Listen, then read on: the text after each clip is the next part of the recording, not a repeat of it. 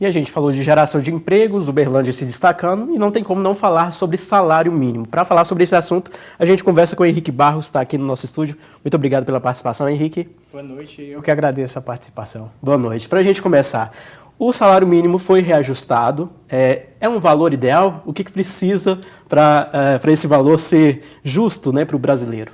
Bom, a gente teve agora, na virada do ano, a determinação do novo valor do salário mínimo. Ele foi reajustado de R$ 1.320 para R$ 1.412. É um aumento de cerca de 6,97%, quase 7% de aumento. E esse aumento se dá pela nova regra que foi estabelecida pelo governo no ano passado, a nova regra voltando um mecanismo que já existiu há alguns anos na economia brasileira, que busca que o aumento do salário mínimo na virada do ano ele dê também um crescimento real da renda do trabalhador. Então a regra agora é, como era alguns anos atrás, você vai dar a inflação nos últimos 12 meses, então você olha para a inflação de novembro a novembro, e você dá o crescimento da economia do ano passado. Então, se a economia cresce, se a economia vai bem, o trabalhador vai ter no ano seguinte, no caso em 2022, vai ter em 2024, vai ter um aumento que derivou desse crescimento da economia. Então, se a economia vai bem, no caso, a gente teve em 2022 um crescimento de 3% do PIB. Isso é pouco, é muito? Foi um crescimento bastante significativo, apesar da gente vir de um crescimento muito baixo por conta dos efeitos da pandemia, especialmente. Mas foi um crescimento bastante significativo para o padrão da economia brasileira. Então, nós tivemos esse crescimento de 3% em 2022 e a inflação acumulada até novembro do ano passado era de 3,85%. Então, isso dava um aumento de cerca de 6,85%. O governo arredondou o valor para 6,97% para dar R$ 1.412. Então, a gente teve esse novo salário mínimo dando para essa faixa de renda de 1 a 5 salários mínimos, que é a inflação que é observada, é a inflação para os trabalhadores de 1 a 5 salários mínimos. Então, a gente teve um aumento real do salário de 3%, pouco mais de 3%. Como a gente vinha há muitos anos sem ter um aumento real do salário mínimo, né, eu falo na metade da última década para cá, é um avanço bastante significativo. A gente teve um aumento no ano passado, um aumento do salário mínimo real já, e agora a gente tem mais esse aumento e isso ajuda bastante o trabalhador a lidar com as despesas crescentes. E Henrique, qual seria o valor necessário, né, fazendo as contas, um salário mínimo ideal para o brasileiro? Bom, a gente tem uma pesquisa que tenta achar ou estimar o que seria um valor justo, um valor adequado para uma família sobreviver, né? Então, essa pesquisa ela observa o valor da cesta básica. A cesta básica em dezembro, né, pela pesquisa que nós estamos divulgando hoje, a cesta básica em dezembro ela atingiu o montante de R$ 667, pouco mais de R$ 667. Com essa cesta básica nesse valor, o salário mínimo necessário para uma família, na verdade, o salário que a família precisa ter para viver bem seria de mais de R$ 5.600, R$ 5.603,54 para ser mais exato. Isso seria possível? Veja, o que a gente está pensando é um valor para uma família, né?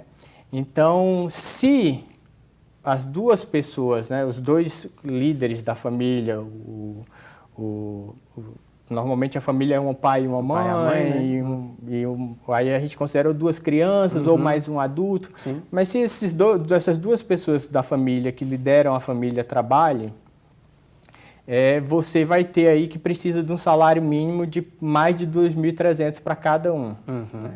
5.600, mais de 2.800 para cada um. Né?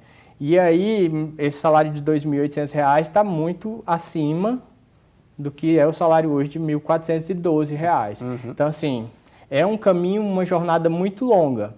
Com esse novo mecanismo estabelecido, já se tem pelo menos um horizonte de que você vai caminhar em direção a esse salário mínimo maior. Porque agora, pela lei, a gente tem que ter, ano a ano, se a economia for bem, um aumento real do salário mínimo. Certo. Vamos falar agora de cesta básica. O CEPS tem uma pesquisa, né, dos itens que compõem a cesta básica.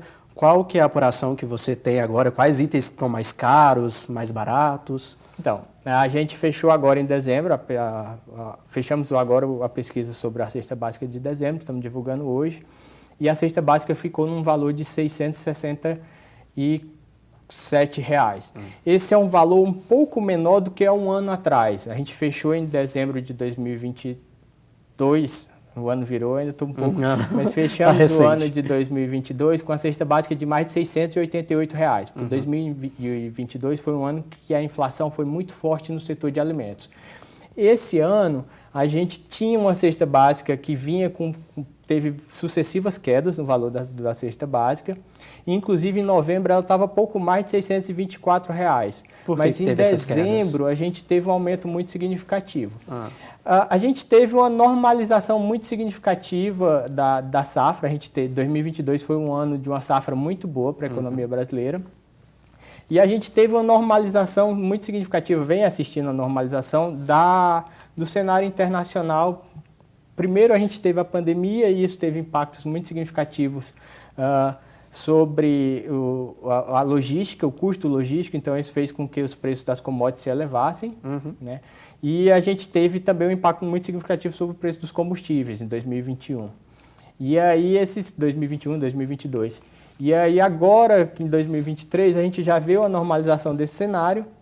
E nós tivemos em 2022, 2023 também, a gente teve a eclosão da guerra da Ucrânia no começo. Isso tudo afeta, impacta. Isso tudo afeta, porque, por exemplo, a guerra da Ucrânia impactou o preço dos fertilizantes, muito significativamente. E também fez com que a Ucrânia era uma grande produtora de grãos.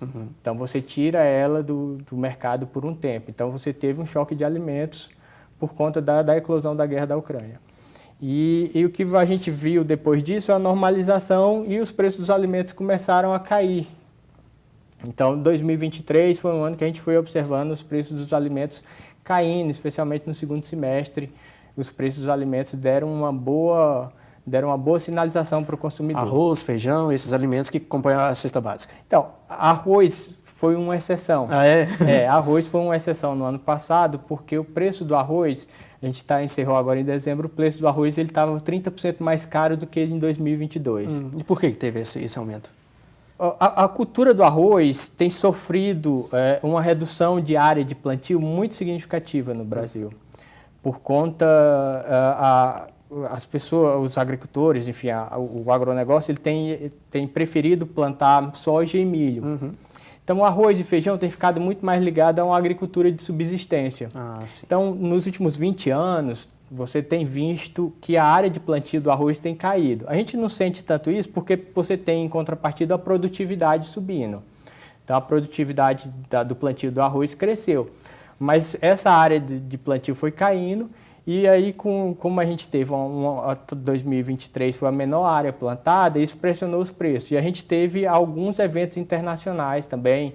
Você tem choques climáticos nos grandes produtores asiáticos.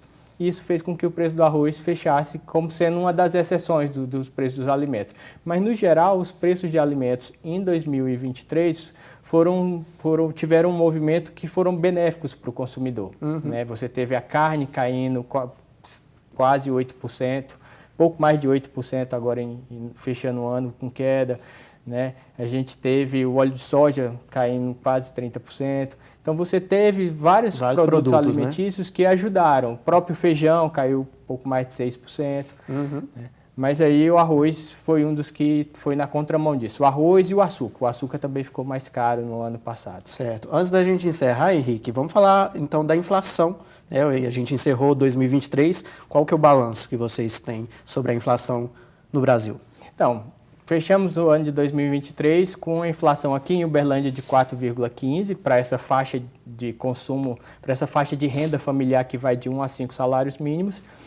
E em nível nacional, a média nacional ficou em 3,71%. Então, Uberlândia ficou um pouquinho acima da média nacional, a inflação, mas tudo dentro do esperado. E foi uma inflação que, diferentemente da inflação de 2022, que foi uma inflação que foi liderada muito por esse aumento dos preços de alimentos em 2022, dessa vez a gente teve um processo contrário. Os preços de alimentos ajudaram a inflação a cair, enquanto a gente teve alguns preços administrados que fizeram com que a inflação subisse, né? Então a gente teve o preço por exemplo, o grande grupo, né, que a gente tenta colocar em algumas cestinhas as coisas que a gente consome, o grande grupo que foi muito contribuinte para a elevação da inflação foi o grupo de habitação. É lá onde está o valor da energia elétrica, é lá onde entra a taxa de água e esgoto. Esse foi um ano que a gente teve um aumento da tarifa de água e esgoto aqui em Uberlândia, que a gente não tinha há muito tempo. Então, a gente teve um aumento de mais de 20% na tarifa de água e de esgoto. Então, ele acabou sendo o grande vilão. Mas a gente também teve alguns outros que têm um papel muito significativo no consumo, um peso muito significativo no consumo. A gasolina terminou o ano com uma inflação de cerca de 10%. Muito por conta da retomada dos impostos federais que tinham sido suspensos na época da pandemia, né? Então foram retomados os impostos federais e aí você teve essa elevação significativa da gasolina. O lado positivo é que, por exemplo, o óleo diesel, você já teve uma queda quase igual, de quase 10% no preço do óleo diesel. E como nós temos uma economia muito baseada em transporte, a logística é toda baseada no transporte rodoviário, a queda do preço do óleo diesel ajuda aos preços gerais da economia caírem, porque tudo acaba sendo transportado por caminhão e aí o preço do óleo diesel mais baixo favorece com que a pressão inflacionária seja menor. Certo. Mas aí a gente teve esse movimento, assim, diferentemente de 2022, a inflação de 2023 não foi uma inflação dos preços dos alimentos, os preços dos alimentos ajudaram. Ok. É isso, Henrique. Muito obrigado pela sua participação e também pelas informações. A gente recebeu aqui no Informativo TVU Henrique Barros, economista do CEPS. Muito obrigado pela participação, viu? Eu que agradeço a possibilidade de poder vir aqui e falar para a sociedade uberlandense sobre o nosso trabalho, sobre essas coisas que afetam a vida deles. Ok, obrigado. Boa noite, viu? Nada.